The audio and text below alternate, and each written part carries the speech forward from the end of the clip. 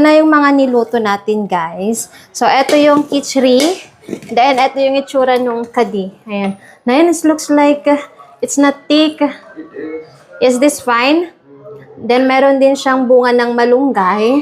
Then, eto, then hindi ako kumakain nito. Nagluto ako ng para sa akin. Mushroom with onions. Then, yung mixture natin ng besan, kaysa itatapon, etong ginawa ko. Ito na yung onion.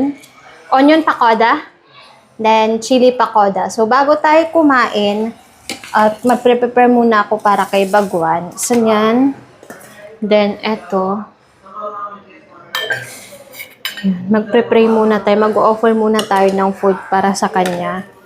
Then, lagyan natin ng onion, chili, then, eto.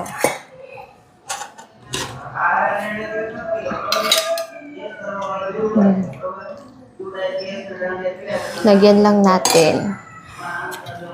Then, milk. Wait lang ha.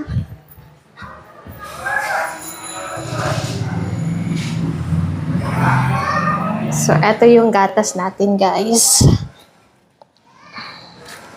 Ihalo lang natin dito. Okay, ready na for the lunch time. Si Bagwan. Ayan.